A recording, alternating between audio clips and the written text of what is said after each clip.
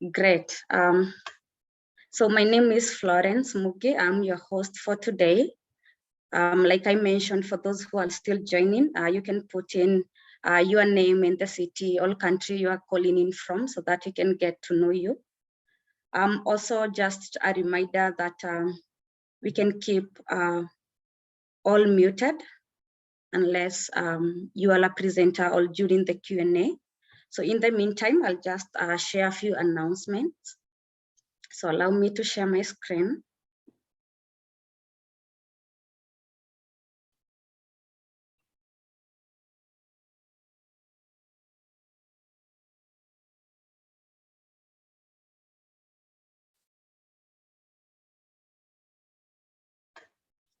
Great. So just a reminder that this call is being recorded, and one of our announcements for this webinar is that we have a monthly or bi-monthly newsletters available in Swahili and French for those people who come from French-speaking or Swahili-speaking countries, and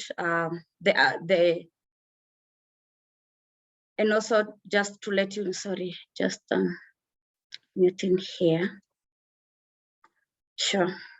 So, and also just to let you know that we have a campaign that is going on our Twitter account called Know Your Watershed campaign. So we have a few photos to have an interaction and engagement with all of you. So if you're in Twitter, you can join that conversation. So just also as a reminder that our free Water Funds online courses are still available for all. And also feel free to share with your colleagues as well as partners. And just to remind our corporate partners that our corporate package is available on Water Funds Toolbox. I'll put all these links on the chat for your easy access. And once again, if you are able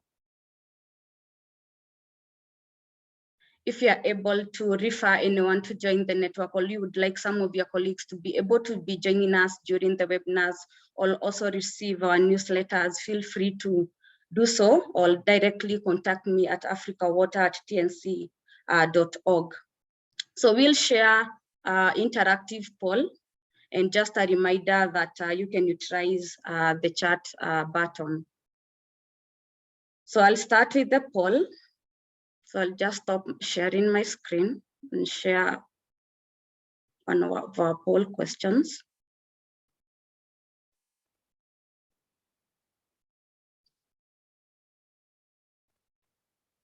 I'm hoping you can all see, so you can just put in your answer quick.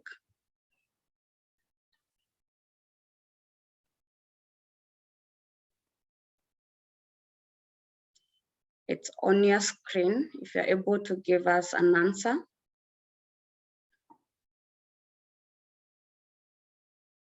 Great, I can see them coming in. Thank you. So I'll be adding the poll in a few seconds. Just giving 20 more seconds.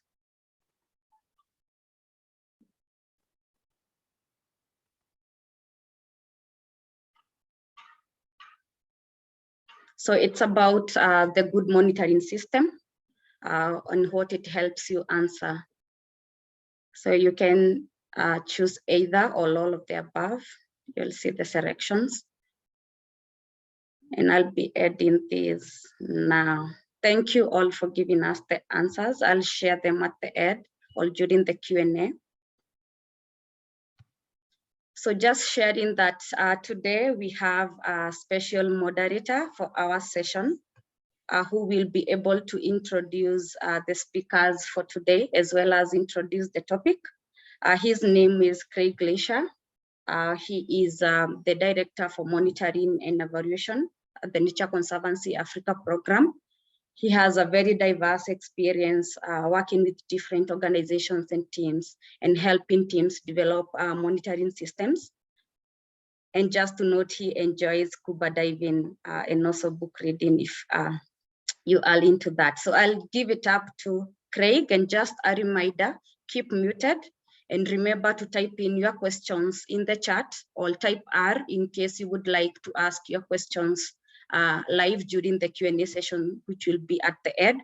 So just a reminder, we'll be able to answer most of the questions that you ask on first come, first served basis. Thank you so much. And Craig, you can take it over. Thank you, Florence, and welcome everyone to this call on Monitoring 101 for water funds. Let me just say a few words about why monitoring and evaluation, and then introduce our two speakers today. So what's the difference between monitoring and evaluation? That's often a question I get, and there's a simple way to remember it. So monitoring is, are you doing the right things? And evaluation is, are you doing things right? Or maybe, oh God, I think I might have got it backwards here. It's too early in the morning for me. so that it's, monitoring is, are you doing the right things? And then, are you doing things right is your evaluation. But those are two ways to remember it. I'll get better, I promise, as I wake up more. So also then, if you're looking at, within monitoring and evaluation, if you have scarce resources, where do you want to focus? Well, if you focus on the monitoring first, that's going to get you better results from your project. Evaluations tend to be backwards looking. And so they're not going to change the outcomes per se, but monitoring can, in fact. So if you have scarce resources, you can focus on the M first and then the E. And monitoring is also important because it's like as if you were baking a cake and you had a recipe, and you need to measure the ingredients to know exactly how you made that cake, so that if it turns out perfect, you can make it again. And so monitoring allows us to adaptively manage our projects. And that's critical because this is how we learn, right? And this is where we understand whether something is working as planned or not. So I just want to emphasize the importance of monitoring. But let me then just finally say that monitoring and evaluation together, it's fundamental for having successful projects, because it allows you to adaptively manage, and it allows you to learn both while you're doing it and then at the end. And one of the challenges within water funds is that, sometimes we're reinventing a broken wheel. We're doing something that others have already done, and they never shared their learning. So it's important that you not only learn within your team, but that you share it externally, and monitoring and evaluation allows you to do that. So let me now segue to introducing our speakers. And the first, let me introduce first our guest today, since I'm from the Nature Conservancy and I work with our second speaker all the time. But let me introduce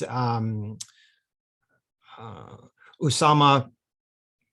I'm probably not going to get his last, sorry, I'm not going to get your family name right, but Bello Oulid, I think, from WWF Morocco. So with more than 11 years of experience in designing and implementing projects related to integrated water resource management and integrated river basin management, water supply, urban rural sanitation, environmental management.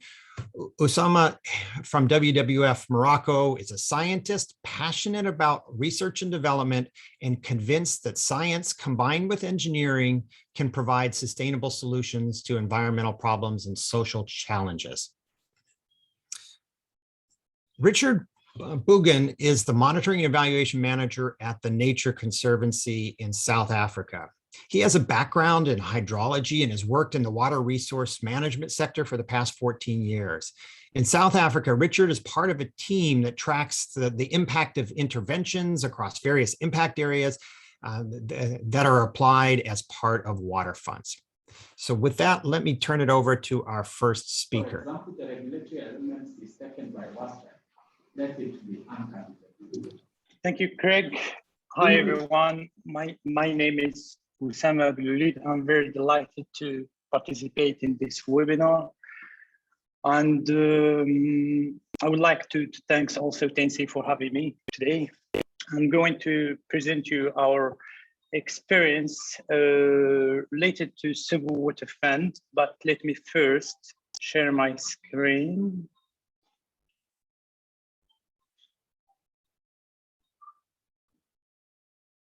Yes.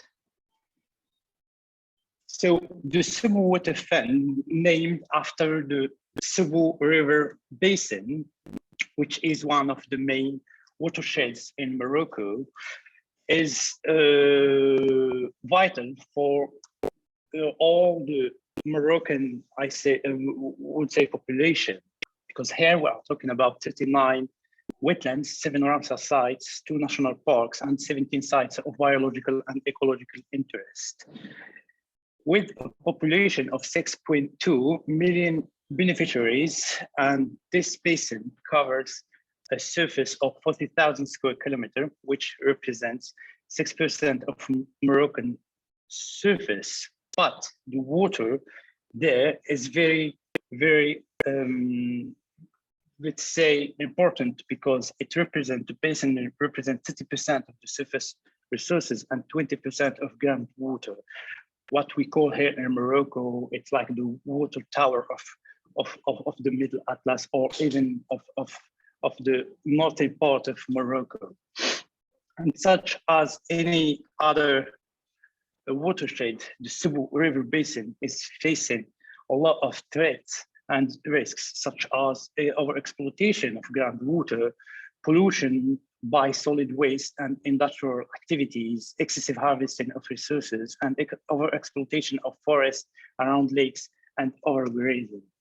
We started to work on the Sebou Basin in 2008 in collaboration with the ABHS, or the Water Basin Agency, and we developed a lot of approaches related to ecosystem services. And in 2018, we came out with the idea of creating the Sebou Water Fund, which is the first of its kind in North Africa and in Middle East area. A very quick definition of this fund is it's a sustainable financing mechanism based on payment for ecosystem services, which allows the conservation of water resources, the restoration of biodiversity, and the preservation of the socioeconomic and cultural activities. So we defined, first of all, 4 main pillars for this fund. First, water and wetlands, agriculture and socioeconomic development, biodiversity, and finally, education and cultural heritage. Our main donor is the foundation of MARA, and we have 4 other international partners: Wetlands International, IUCN, Tour du Vala, and TNC. And also we have many national partners who contributed to the creation of the Sebou Water Fund Steering Committee. And we have today all the representatives of the Water Department, ABHS, the Ministry of Agriculture, the Water and Forest Department, the Ministry of Interior, the Ministry of Tourism, and us, WWF Morocco, as the board of the steering committee managing this water fund, with 4 missions: ensuring Sebou Water Fund governance, providing technical support when needed, selecting the projects, the pilot projects that will be funded under the umbrella of the Water Sebou Fund, the Sebou Water Fund, and facilitating authorizations and legal procedures. And in July 2021, we were very lucky because we gathered all the stakeholders in the Sebou Water Fund to sign an MAU between all the representatives of the steering committee members, with the presence of the governor of the province of Ifrane, which represents His Majesty the King Mohammed VI.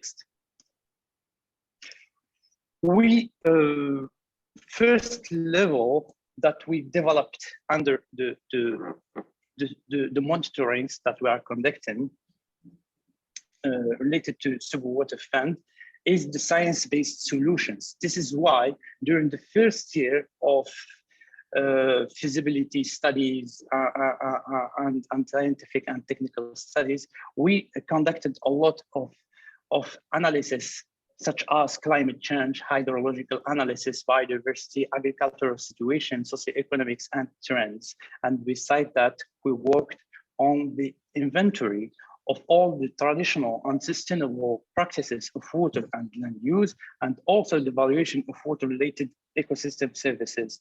And currently, we are conducting a business case study related to the fund. Through this scientific work, we were able to designate 3 Ramsar sites in the Sebou Basin, 2 at the upper part of the basin, like the Mouza de Kandar, Wet Tizgit, and 1 at the downstream of the basin, Marja de Fouarat.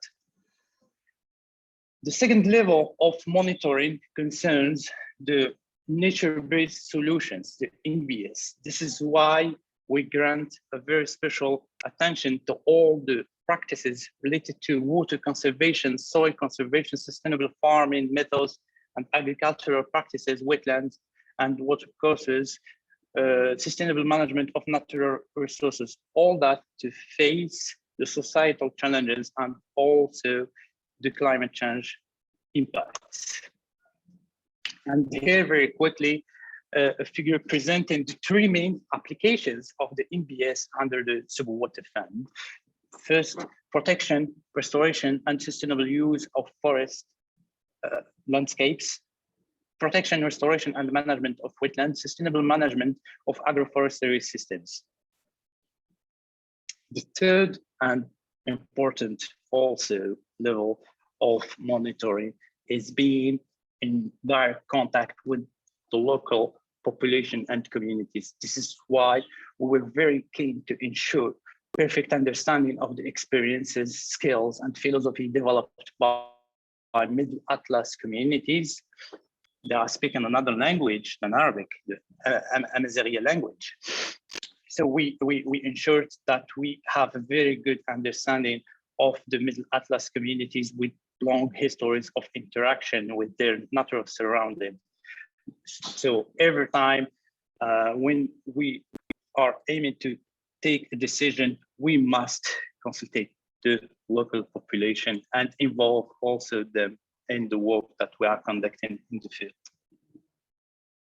We created that kind of committee because we wanted also to manage, to ensure an inclusive management of this fund, but also to build the capacity of the local stakeholders through many visits and workshops, such as a very successful exchange visit to Upper Tanana of the Water Fund, organized by our colleague in TNC, Kenya.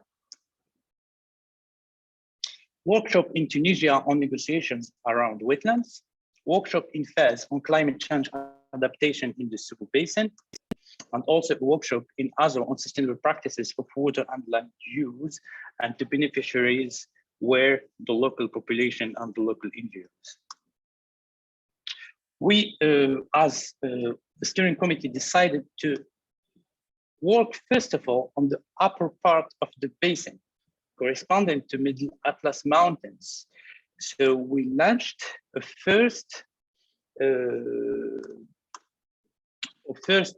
phase of grants, of small grants targeting local NGOs. So the projects selected, 5 projects were selected by the Sebou Water Fund Steering Committee to demonstrate how protection and the restoration of natural ecosystems and resources can help secure water supply and mitigate climate change effects, with 4 pillars: water and soil conservation practices, sustainable agriculture, wetlands protection and restoration, and sustainable management of natural resources.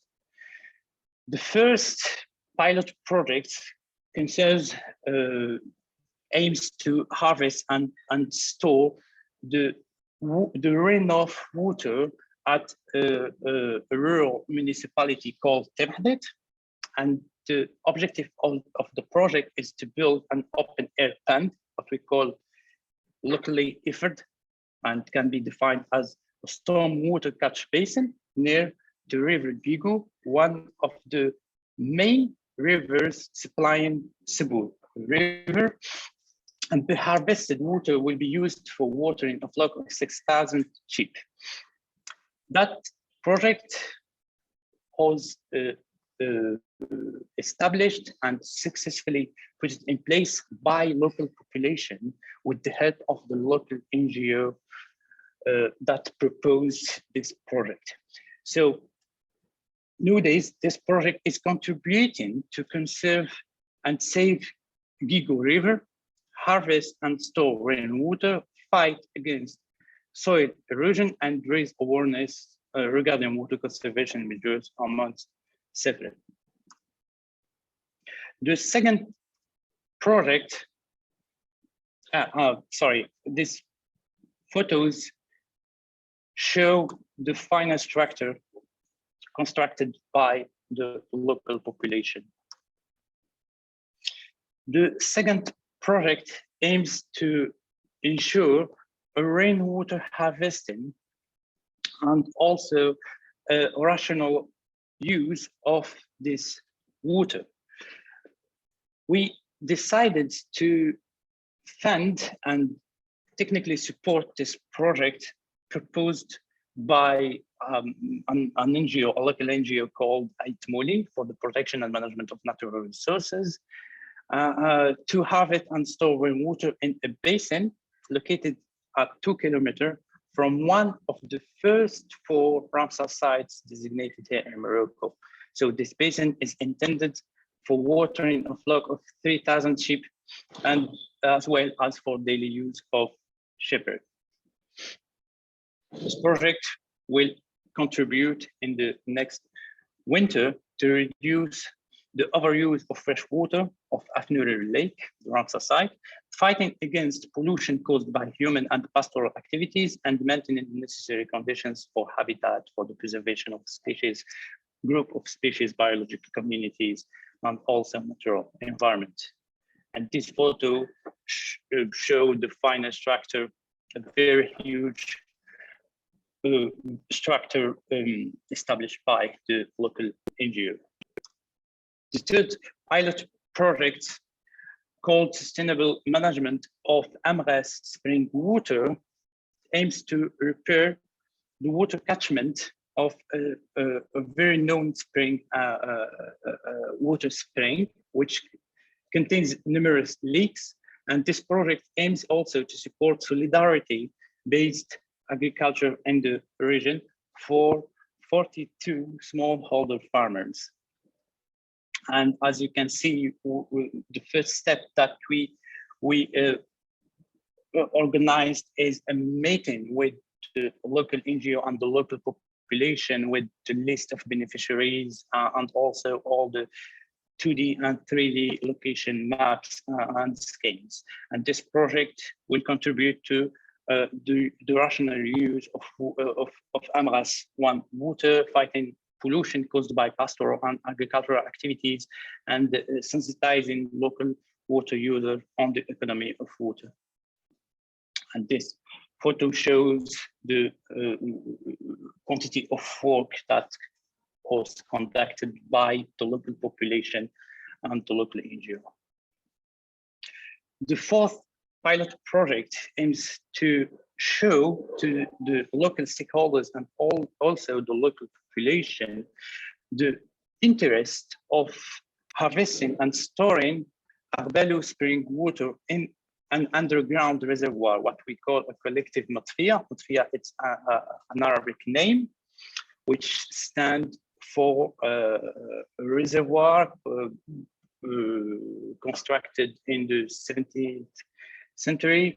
And that structure was put in place with the help of the Association Water and Energy for All, ASET, near Lake Tifounassi, one of the Ramsar sites very known in the Middle Atlas area, for livestock watering as well as for domestic purposes. And this project will contribute to conserving waters of Lake Tifunasin, supplying domestic water and improving hygiene conditions and sensitizing local water users about saving waters. And the final pilot project aims to promote sustainable agriculture near Lake Hlef.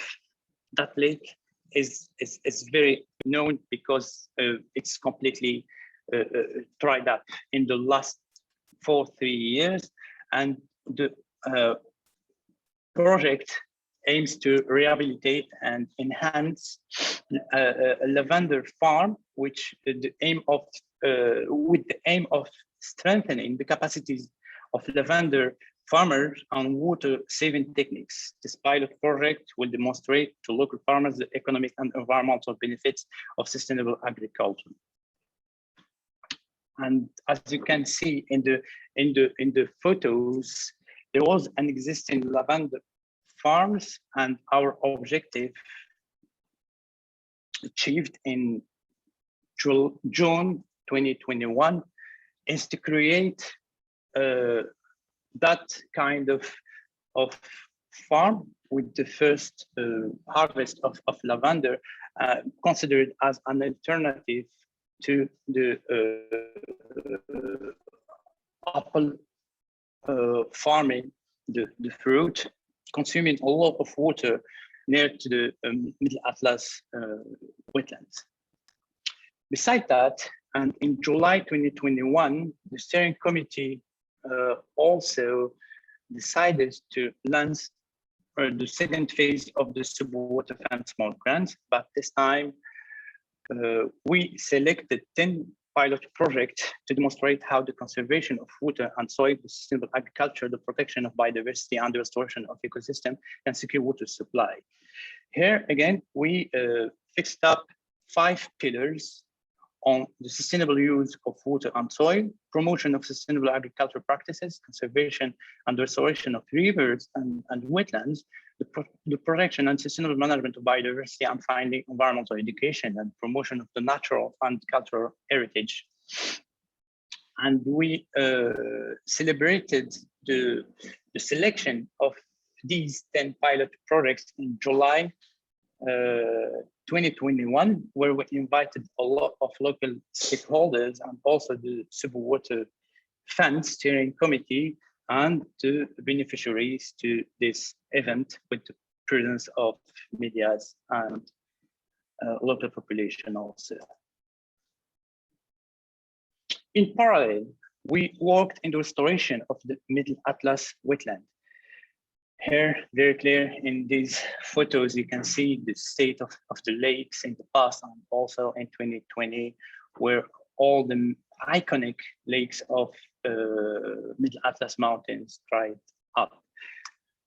So we said that we can work on that also. And thanks to the partnership between the MAVA Foundation and the UNDP Global Environment Facility Microfinance Program, they are funding currently a project under the Sebou Water Fund umbrella, aiming at strengthening the implementation of the Sebou Water Fund for integrated and concerted management of Middle Atlas lakes. This project, named Revive Dait Oua, after the name of the iconic wetland, and the 4 main activities conducted till now under this project is a roundtable with the all the technical stakeholders responsible for the management and the restoration of Lake Dait Oua. We organized an online roundtable. We designated the team responsible for the restoration of this lake, and we organized also an international wetland restoration training workshop, where we invited 3 international experts to this workshop. And we are currently working on a study on the restoration of Lake Dait Oua, and the duration of the study is 3 months. And at the end of this duration, we'll be able to define the technical, financial, and ecological scale necessary to the ecological restoration of the lake. Another project approved also by the UNDP Global Environment Facility Microfinance Program is on the conservation of Atlas Cedar Biosphere Reserve with the objective of managing and conserving natural resources through sustainable land and water practices in the Middle Atlas. And that project was launched very lately in July 2021, where we invited all the ecotourism and also the water and forest department representatives. And we decided to create a kind of trainers and also a group of local stakeholders who is going to be responsible for the conservation of this area known by the Atlas Cedar. Thank you for having me again, and please feel free to ask me your questions.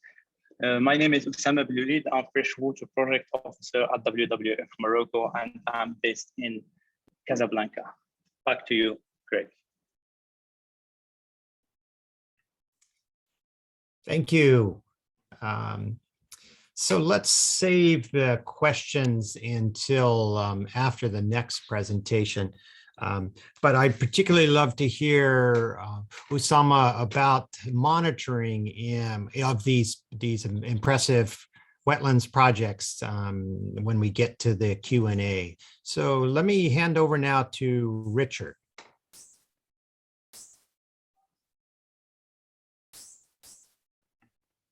Thank you, Craig. And I hope it's okay that I keep my camera off just for the connection. Hello, everyone. My name is Richard Bugan. I'm the M&E manager for the Nature Conservancy in South Africa. And thank you for this opportunity to present to you on the Greater Cape Town Water Fund Decision Support System. And I'll use the term DSS and Decision Support System interchangeably during this presentation. So this DSS is really central to our collective planning, our routine progress tracking, and it serves as a communication tool for the Greater Cape Town Water Fund. It has been in development since about the end of 2019, and we had our first working version in August 2020. So to provide context, I will sketch the background and motivation for the challenges being addressed by the Greater Cape Town Water Fund, and this will be followed by a description of the DSS and an overview of the general functionality and use. And although I'm presenting this today, the development of the DSS has really been a collaborative effort. It has involved all our partners. It has involved several TNC staff and some of our stakeholders. So I'm sure many of you have heard the term day zero before, and this is really the reality of the situation which was facing Cape Town at the height of the recent drought towards the end of 2018. The photo on the left is a photo of Theewaterskloof Dam, which is the largest reservoir which supplies water to Cape Town, surrounding towns, the industrial sector, and the agricultural sector. And at the height of the drought, the water level in this dam was critically low, with many areas of the dam bottom being exposed and even creating erosion problems in certain areas. And at this time, many people were in a real state of panic because the threat of day zero was real. And this is the city of Cape Town allowed people to queue at springs and at water collection points. The city even designed central water collection facilities, which would allow people to collect a maximum of 25 liters per person per day. Luckily, however, we didn't reach a stage, and these facilities weren't designed or used.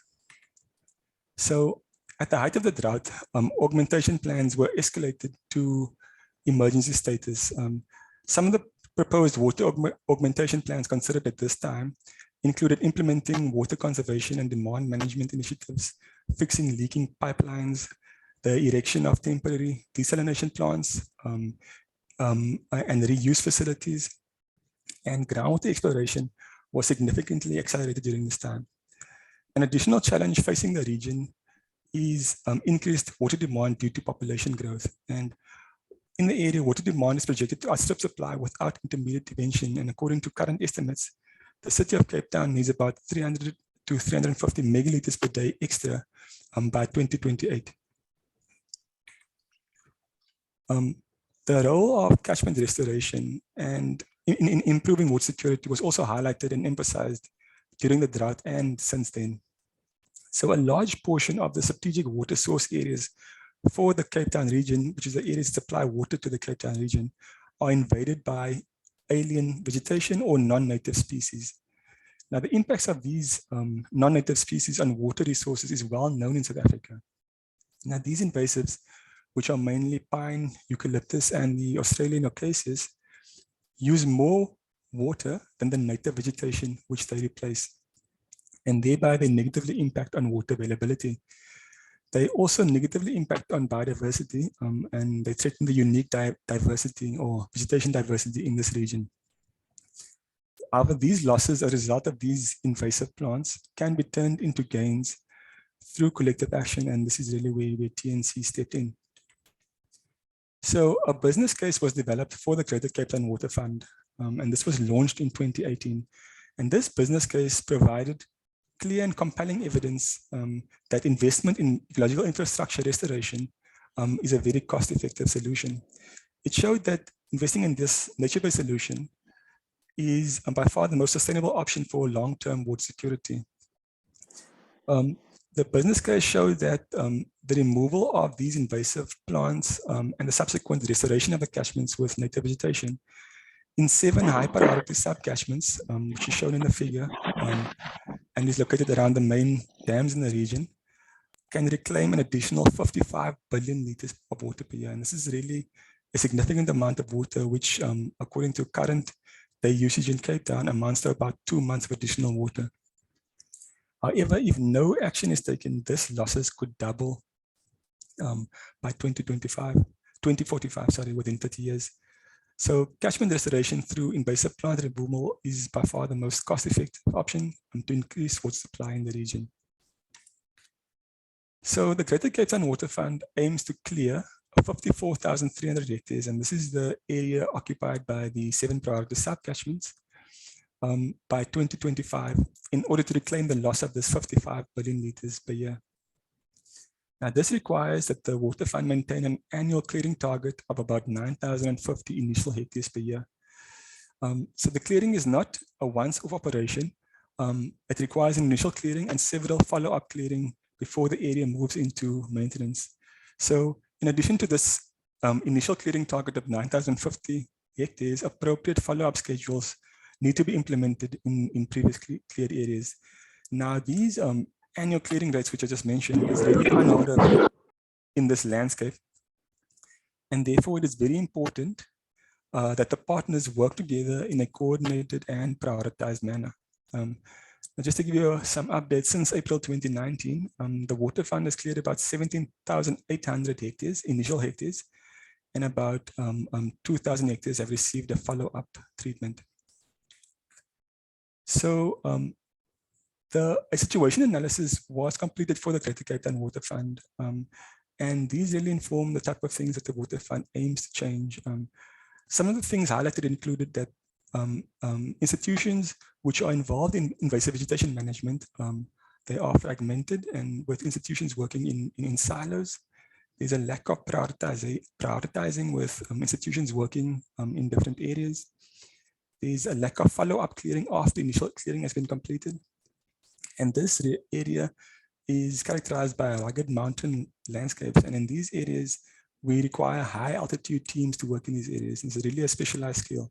And we don't have enough of these high altitude teams. And one of the reasons for that is probably because it's very expensive and there's a sort of insufficient budget allocation for this purpose.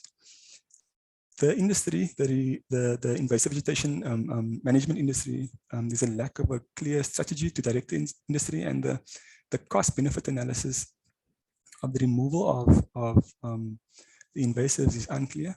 And the industry is also subject to bureaucracy, which result in delays and stop-start implementation with no sustained impact. And the points that I highlighted in red is really some of the things that we aim to address through the Greater Cape Town Water Fund decision support system, or at least it's contribute to addressing some of these topics. So In designing the DSS, we considered several criteria, and some of this includes design considerations such as the ability to map, to allow for data manipulation and data visualization. We considered functionality criteria such as the ability to prioritize implementation, to allow for progress tracking, to inform reporting, and for the DSS to serve as a communication tool.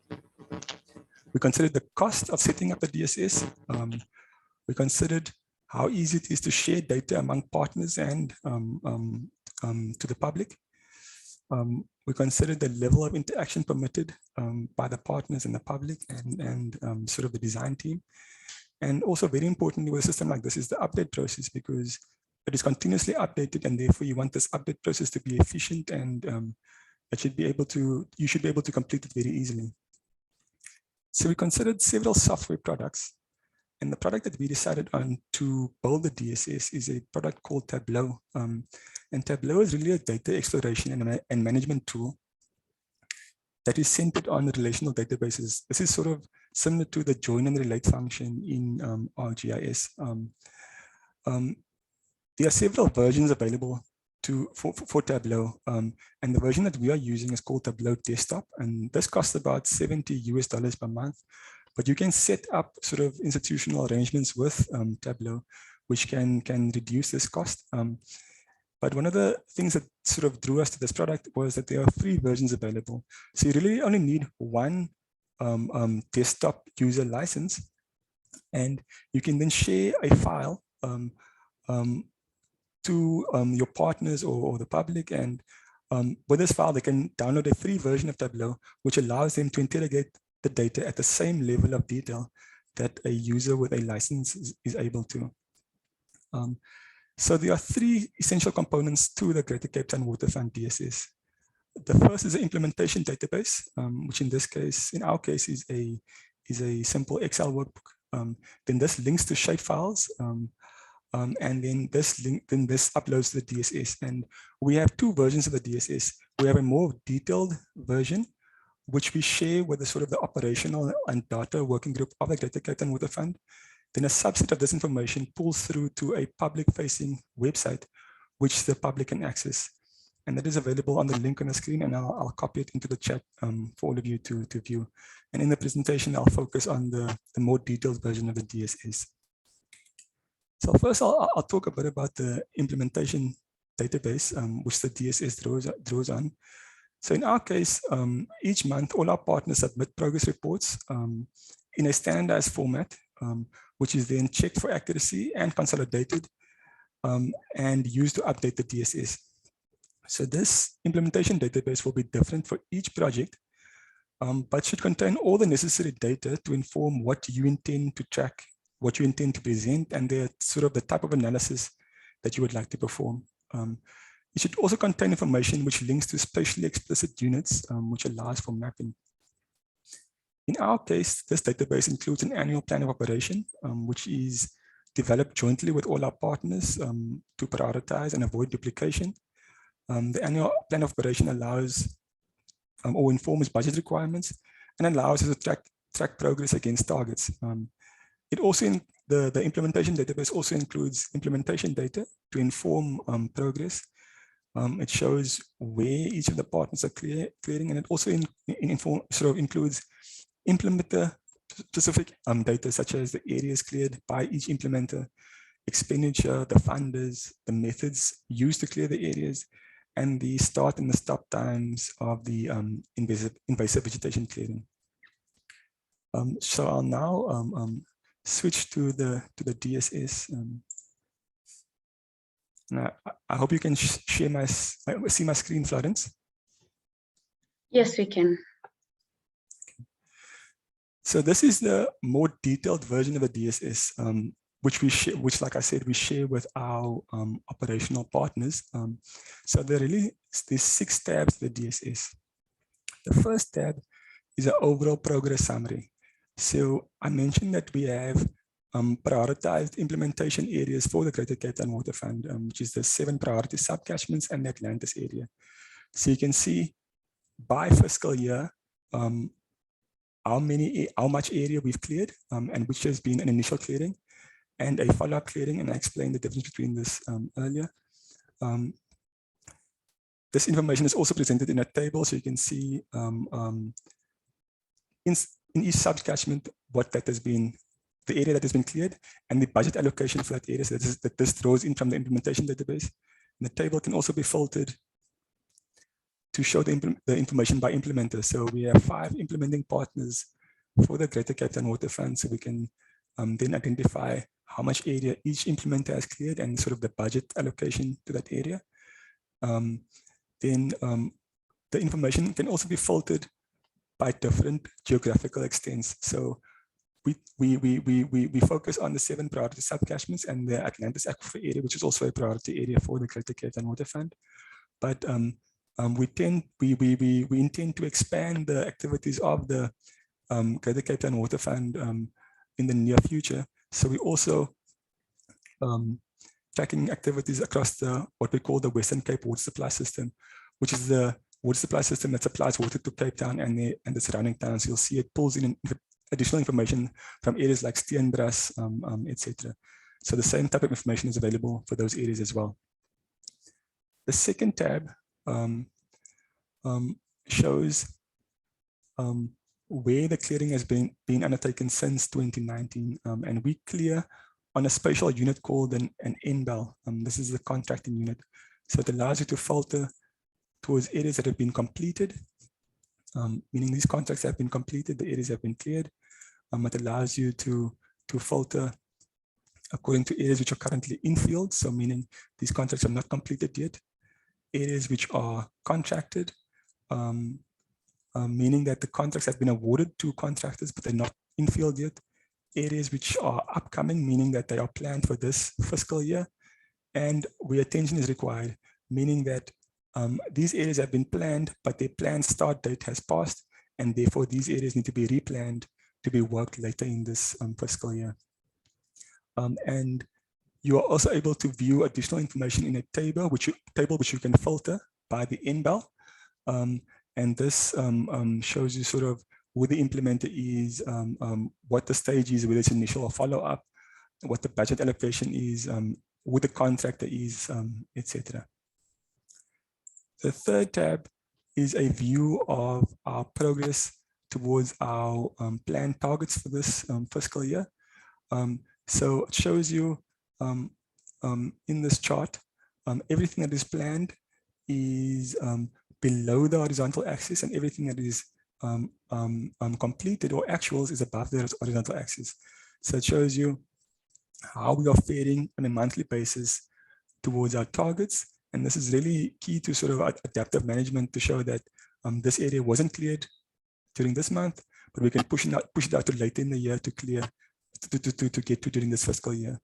It also shows information in a pie chart, and which indicates what is completed in field and contracted. And in this case, what additional included means is that if it's included, it means that it's included in the annual plan of operation. If it's additional, means that it's not included, and we're really working towards a situation where everything is included in our annual plan of operations. We strictly stick towards that annual plan. The fourth tab is a different view of our implementation summary. So it also again shows you the completed in-field, contracted, upcoming, and the areas which require attention. They need to be replanned for the later parts in this fiscal year. And then you're also able to view it as a waterfall and filter according to different implementer and according to different treatment stages.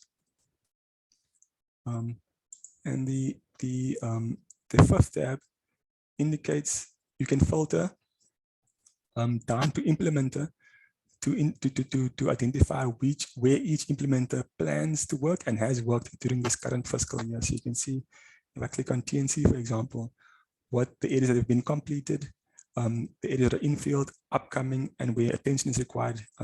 Again, meaning that we need to replan these areas for the remainder of this fiscal year. And then the sixth tab is an exceptions report, and is really directed towards improving the quality of the data that we are pulling into the DSS. So every month when this DSS is updated, each partner is able to go to this exceptions report and have a look at where there's missing data. So you can see one of our partners is Cape Nature. So in this case, there's missing data in the APO. And so they can go to the APO and check for this missing data to update it. So really just, like I said, it ensures that the quality of the data that we are pulling in is of a high standard. I'll just wrap up by showing you or talking a bit about some of the lessons that we've learned in the development and the sort of the rollout of this DSS over the past year or so. And we thought that it's really important to get the buy-in from partners during the development stage and on an ongoing basis, really to encourage feedback and this really ensures uptake of the DSS by the partners and sort of continued use of the DSS. One of the things that we really also focused on was to align the DSS functionality to partner reporting requirements. So the partners actively use the DSS to inform their institutional level reporting. And this also contributes to the quality of the data that we are getting from each of the partners. And like I said, each of the partners submit this information on a monthly basis. Some of the challenges that we've faced, however, was related to sort of updating and the frequency of reporting. So as I said, this DSS gets updated on a monthly basis, and during sometimes this is a bit too intense for some of the partners, and this then also affects the quality of the input data being pulled into the DSS. Thank you very much for your attention, and I welcome your questions and your comments. Thank you, Richard. Let's segue now to the questions. I've kept an eye on the chats and made a short list of some of the questions. So let's, these first questions are all for Usama. So the first one comes from Julia, and she asked, how are the impacts of these projects being monitored? Yes, very good question, by the way. The impacts of the pilot project and also the 2 UNDP projects are monitored through 3 main stages. We are doing all the time an assessment of the environmental, social, and economic impact to Excel matrices since the beginning of the project till the end. Also, we are evaluating the most important water-related ecosystem services, depending on the first study that we conducted in 2018. And also, we are monitoring the impacts through the economic profitability study that we are conducting right now. And this study that we are calling the business case is very, very crucial to quantify the enhancement of the water-related ecosystem services concerned by the Sebou Water Fund projects. Thank you. And next question comes from Michael. He asks, has the groundwater potential of this basin been adequately assessed as part of the scientific study? Yes, according to the hydrological analysis that we conducted in June, in July 2018, and very lately in the framework of the business case, we can say that the groundwater potential is enhanced in the sub-catchment concerned by the pilot projects. But we are also studying that in another study that we are willing to launch very, very soon. Thank you. Louisa notes that she was very impressed with the restoration work in the wetlands, and she asked, how are transboundary wetlands or watersheds approached in such restoration and monitoring work? Well, in Sebou River Basin, we don't have any transboundary wetlands or watersheds. So, Okay. no. Okay, makes it easy. Yeah. Yeah. And then Joseph asks, what is the process developed to set the catchment management committees? And what were some of the lessons learned from that? Well, I'm always saying that the Sebou Water Fund is a kind of overarching platform, convening and convincing all the local stakeholders to take part of the same round table. And this is what we are doing all the time in the provincial region or even in the national context. Once we receive a proposal from any local NGO or local community, we invite all the local stakeholders to be a part of the catchment management committees concerned by the pilot project. So we are working actually with small catchment management committees, and they are very okay with that, because they are saying good side of our approach of their initiative. Thank you. We've also got a question from an unnamed participant, several questions, in fact.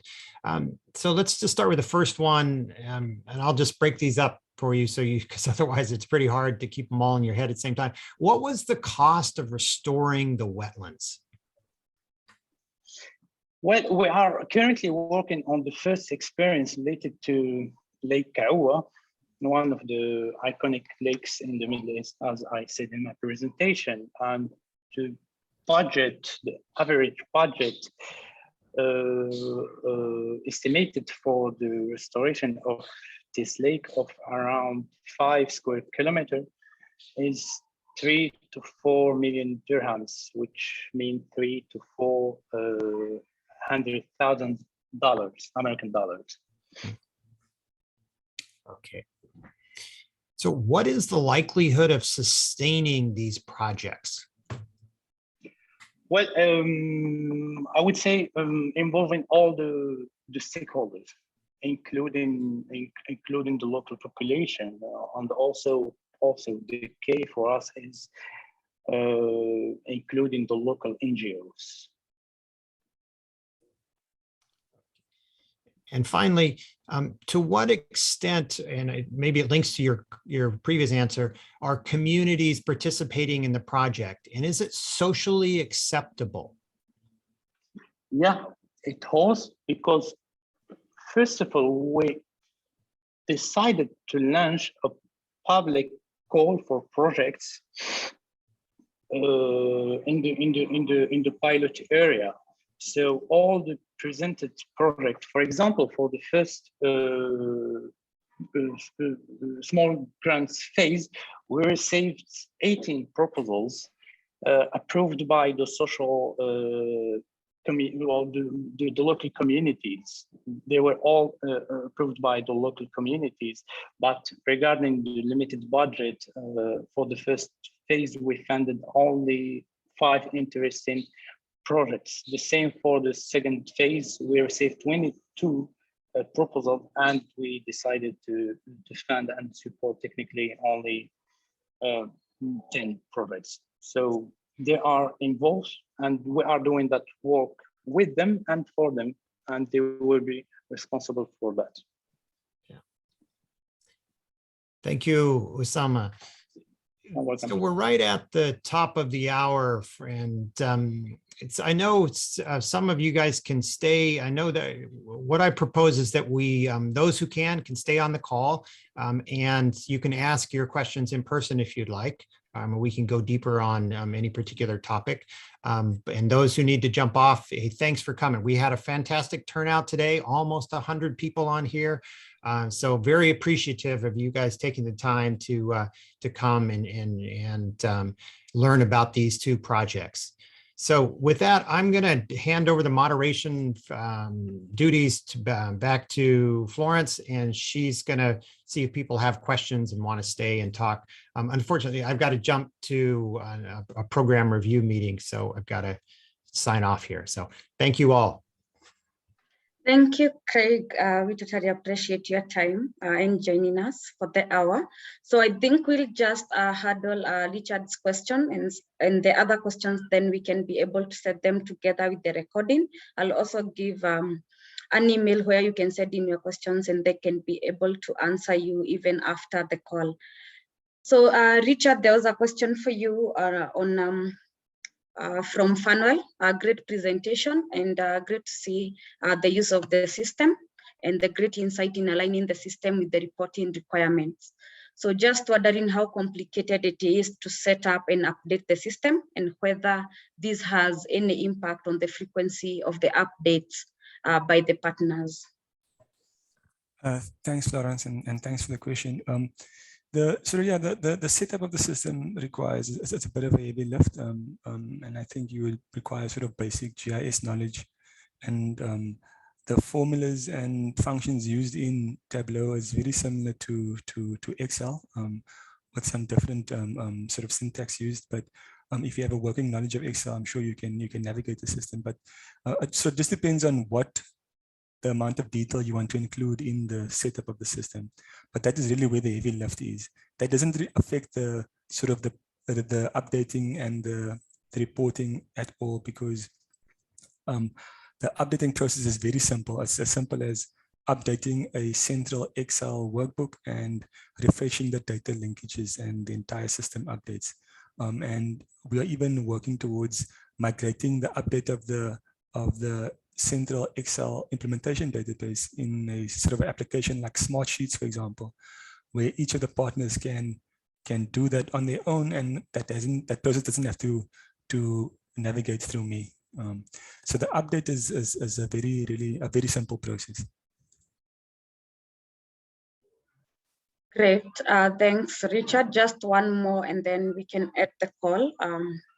Is from Julia, who was very excited to hear your presentation. So she says it would be very exciting and impactful to see data on hydrological impacts of both projects over time. So both regions have high climate variability from year to year, and this poses a challenge to before and after monitoring of hydrology with the long records of the before. So alternative could be having a monitored control site, but that is also challenging. So curious about how these projects are approaching this. So I guess that was directed to both projects, but I'll answer from my perspective. So that has been incorporated in our monitoring and evaluation framework for the Greater Cape Town Water Fund. We have implemented long-term paired catchment experiments where we are actively or monitoring the hydrological impacts of the removal of the invasives by installing sort of stream flow gauges, which we monitor over long periods of time to get a sense of pre and post clearing hydrological conditions. We are also evaluating impacts in terms of terrestrial and aquatic biodiversity. So how the impacts of these invasives affect both terrestrial and aquatic biodiversity. Thank you, Richard. So the rest of the questions, we'll have the presenters answer them and set them during the time that will be set in the recording out, together with the presentations that have been shared today. So I have shared in the chat some of the useful information that we have. One is a primer for monitoring water floods. You can find it in the water floods toolbox, and also a guide for monitoring and evaluation of water floods. So all those are in the toolbox. And again, I thank you all for joining today's call. Unfortunately, we have to edit here. We have ran 5 minutes over time. Thank you all for your time and also taking time to ask questions to the great presenters. Asanteni sana and have a good day or a good evening. Bye-bye. Thank you.